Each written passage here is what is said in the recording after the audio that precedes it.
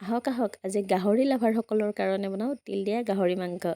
এয়া দেখিছে নহয়, কেৰাহী এখন পাতি দি কম জুইত অকণমান তিল দি পেলাই মানে একমুঠিমান তিল দি পেলাই ধুনীয়াকৈ ভাজি লৈছোঁ অকণমান তিলখিনি ফুটালৈকে।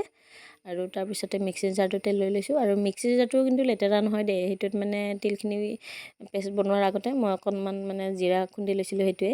তাৰপিছত এটা বিলাহী, দুটা পিঁয়াজ, অকণমান পানী দি পেলাই এইখিনি ধুনীয়াকৈ মিক্সিটোতে মাৰি লৈছোঁ, এটা পেষ্ট বনাই লৈছোঁ। আৰু ধুনীয়াকৈ পেষ্টটো বনোৱা হৈ গ'ল। এতিয়া গেছটো জ্বলাই কেৰাহী এখন পাতি গৰম হ'বলৈ ৰাখি দিলোঁ। আৰু তাৰপিছত এইফালে লৈ লৈছোঁ এটা বাতি, তাতে এতিয়া মই দিম হালধি, জিৰা গুড়ি, তাৰপিছত অকণমান গৰম মছলা আৰু চিকেন মছলা। এইখিনি দি ধুনীয়াকৈ মিক্স কৰি অকণমান ইয়াতে পানী দি পেলাই এইখিনি এটা পেষ্ট বনাই ৰাখি দিম। মই মানে মাংসত মছলা বা হালধিখিনি এনেকৈ দিওঁ, যিকোনো মাংস বনালে মানে এনেকৈ দি দিওঁ। আৰু এইফালে এটা ডাঙৰ চাইজৰ পিঁয়াজ, এইখিলা তেজপাত, অকণমান আদা নহৰু খুন্দা, আৰু এইফালে শুকান জলকীয়া এটা লৈছোঁ। আদা নহৰুখিনি আপোনালোকে তিলৰ লগতো দি দিব পাৰে, কিন্তু মোৰ যিহেতু আগতে খুন্দি থৈ দিয়া আছিলে সেইকাৰণে মই তিলৰ লগত নিদিলোঁ। আৰু এইফালে দেখিছে নহয়, কেৰাহীখনত মিঠাতেল ঢালি দিছোঁ। কেৰাহীখন গৰম হ'ল, এতিয়া দি দিছোঁ মিঠাতেল। আৰু মন কৰিছে চাগে মিঠাতেল মই বহুত বেছি দিয়া নাই, কাৰণ যিহেতু গাহৰি মাংস আৰু গাহৰি মাংসৰ এনেও তেল ওলায়, সেইটো কাৰণে। তাৰপিছত এতিয়া তেলখিনি গৰম হৈ যোৱাৰ লগে লগে ইয়াতে দি দিছোঁ পাঁচফোৰণ, অকণমান পাঁচফোৰণ, তাৰপিছত জলকীয়া আৰু তেজপাতখিলা দি পিঁয়াজখিনি দি ধুনীয়াকৈ এইখিনি অকণমান সময় ভাজিব লাগিব। পিঁয়াজৰ ৰংটো সলনি হোৱালৈকে ভাজিব লাগিব। আৰু তাৰপিছতে দি দিম আদা নহৰু আৰু কেঁচা জলকীয়া খুন্দাখিনি। জলকীয়াটো আপোনালোকে নিজৰ সোৱাদ মতে দিব পাৰে। তাৰপিছত অকণমান সেইখিনি ভাজি আদা নহৰুৰ কেঁচা গোন্ধটো যোৱালৈকে ভাজিব লাগিব। তাৰপিছতে ইয়াতে দি দিম এই যে মছলাখিনি যে পানী দি পেলাই পেষ্ট কৰি ৰাখিছিলোঁ, সেই মছলাখিনি দি সেইখিনিও অকণমান সময় লৰাই ভাজি লৈ তাৰপিছত অকণমান যেতিয়া তেলখিনি বিৰিঙি উঠিব মানে মছলাখিনিৰ পৰা, তেতিয়াই দি দিম সোৱাদ অনুযায়ী নিমখ। আৰু তাৰপিছত দেখিছে আৰু অলপ সময় ভাজিব লাগিব নিমখখিনি দি। তাৰপিছতে দেখিছে নহয়, আৰু এনেকৈ ধুনীয়াকৈ তেল বিৰিঙি আছে চাইডে চাইডে। এইখিনি সময়তে দি দিম আমাৰ গাহৰি মাংসখিনি। এয়া হাফ কেজি গাহৰি আছিলে, আৰু এইখিনি মই ধুনীয়াকৈ ধুই বইল কৰি লৈছিলোঁ। গাহৰি মাংস আমি মানে বইল কৰিয়ে খাওঁ। তো তাৰপিছত গাহৰি মাংসখিনি দি ধুনীয়াকৈ লৰাই কৰি এনেকৈ ঢাকোনখন লগাই অলপ সময় ভাজিব লাগিব। আৰু ঢাকোনখন লগাই 5 মিনিটমান সময় ভাজিব লাগিব। আৰু 5 মিনিটমান ভাজাৰ পিছতে ইয়াতে দি দিম আলু। আৰু এনেই বাৰু মই আলুখিনিকে ভাজিয়ে দিওঁ দেই মাংসত, কিন্তু আজি মানে ভাজি লোৱা নহ'ল, আৰু তো তেনেকৈ দি দিছোঁ। অকণমান মানে ফ্ৰাই কৰি লৈ পেলাই দিলে বেছি ভাল লাগে, কিন্তু আজি ডাইৰেক্ট কেঁচাকৈ দি দিছোঁ। দি পেলাই তাৰপিছত আকৌ আলুখিনি দি পেলাই মানে আকৌ 5 মিনিটমান সময় মানে ভাজি থাকিম আৰু কম জুইত। তাৰপিছত দেখিছে নহয়, আলুখিনি 50% মানে সিজি গৈছে। তো এইখিনি সময়তে দি দিম আমাৰ তিল, বিলাহী আৰু পিঁয়াজ, যিখিনি আমি পেষ্ট বনাই থৈ দিছিলোঁ সেইখিনি দি দিম। দি পেলাই সেইখিনি দিও ধুনীয়াকৈ লৰাই দিম। আৰু মিক্সি বাতিটো অকণমান অখালি দিছোঁ, আৰু যিহেতু অকণমান লাগি আছিলে সেইকাৰণে। তাৰপিছত এইখিনি দি পেলাই ধুনীয়াকৈ লৰাই অলপ সময় এনেকৈ ঢাকোন মাৰি আৰু অলপ সময় ভাজি থাকিম মানে। আৰু এইফালে মাংসখিনি ভাজি থাকোঁ মানে এইফালে আৰু অকণমান কিবা এটা ৰেডি কৰি লওঁ।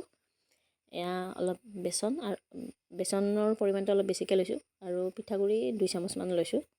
লৈ ইয়াতে জিৰা গুড়ি, তাৰপিছত ধনিয়া গুড়ি আৰু চিকেন মছলা অকণমান দিছোঁ। তাৰপিছত আৰু অকণমান জালুকৰ গুড়ি, ক'লা নিমখ আৰু নিমখ, হালধি এনেকৈ দি পেলাই এইখিনি ভালদৰে মিক্স কৰি ল'ম। আৰু এইখিনি মিক্স কৰি উঠি অকণমানকৈ পানী দি পেলাই এইখিনি এটা পেষ্ট বনাই ল'ম। একেবাৰতে গোটেই পানীখিনি দি নিদিব, নহ'লে পিছত মানে বেছি পনীয়া হৈ যাবও পাৰে। সেইকাৰণে অলপকৈ পানী দি এইখিনি ধুনীয়াকৈ মিক্স কৰি ল'ম, যেন বেটাৰটো মানে একদম পনীয়াও নহয় বা একদম ডাঠো নহয়, তেনেকুৱা টাইপৰ। আৰু এনেকুৱা টাইপৰকৈ হ'লে হৈ গ'ল। আপোনালোকে পিছে তিল গাহৰি খাইছেনে নাই জনাবচোন। আৰু যদি বনাই খাইছে তেতিয়াহ'লে কেনেকৈ বনাইছে সেইটোও শ্বেয়াৰ কৰিব আমাৰ লগত। আৰু এইফালে দেখিছে নহয়, ঢাকোনখন লগাই অলপ সময় ভাজি আছিলোঁ। তাৰপিছত অলপ পিছতে মানে অকণমান মই পানী দি দিছোঁ। একদম পানী নিদিয়াকৈও ৰাখিব পাৰি, তেনেকৈও খাই টেষ্টি লাগে। কিন্তু আজি মই মানে অকণমান মানে গ্ৰেভি টাইপৰকৈ ৰাখিম, সেইটো কাৰণে অকণমান পানী দিছোঁ। দি পেলাই এতিয়া ধুনীয়াকৈ ঢাকোন লগাই এইখিনি আকৌ মানে উতলিবলৈ দিম। তাৰপিছত এয়া দেখিছে নহয়, নৰসিংহ পাত আৰু একদম সৰু সৰু চাইজৰ বেঙেনাটো যে সেইটো মানে লৈছোঁ, 4 ফাল কৰি কেনে লৈছোঁ। তাৰপিছত আৰু এয়া নৰসিংহ পাতখিনিও লৈছোঁ। লৈ পেলাই বেচনৰ বেটাৰখিনিতে ইলুটি সিলুটি কৰি পেলাই ধুনীয়াকৈ এইখিনি পেষ্টত লগাই ল'ম। আৰু আমাৰ মানে পোৱালিকেইটা এনেকৈ বনাই দিলেহে খায় আৰু সেইটো কাৰণে সিহঁতৰ কাৰণে এনেকৈ বনাই আছোঁ। দেখাত কেৰাহী এখনত তেল গৰম হ'বলৈ দি কেনে ধুনীয়াকৈ এইখিনি বহাই দিছোঁ আৰু এইখিনি বাৰু সকলোৱে জানে, তথাপিতো একেলগে কৰি আছিলোঁ যিহেতু দেখাই দিলোঁ। তাৰপিছত ধুনীয়াকৈ ইলুটি সিলুটিকৈ অলপ কুৰকুৰীয়া হোৱালৈকে মানে ভাজিম। এনেইতো মানে বাচ্ছাবিলাকে তেনেকৈ যি টি বস্তু নাখায় ন, কিন্তু কেতিয়াবা মানে কিবা সিহঁতে খাই ভাল পোৱা হিচাপে দিলে তেতিয়া সিহঁতেও খায় আৰু সেইটো কাৰণে বনাই ল'লোঁ। আৰু এইখিনি মোৰ হৈ গ'ল ফ্ৰাই কৰি। তাৰপিছত আকৌ এইফালে আহি গ'লোঁ মাংসৰ ফালে। তো ঢাকনখন এৰুৱাই দিয়ে দেখিছেনে কি ধুনীয়াকৈ মানে একদম উতলি আছে। আৰু এই মানে মাংস আঞ্জাখন বেছি পনীয়া হ'লে খাই ভাল নালাগে, তেতিয়া মানে টেষ্টটো নাহে আৰু। তো বেছি পনীয়া কৰিব নালাগে, অকণমান মানে থুপথুপীয়া টাইপৰ কৰিব লাগে। তাৰপিছত এয়া আমাৰ মাংস হৈছে আৰু প্ৰায়।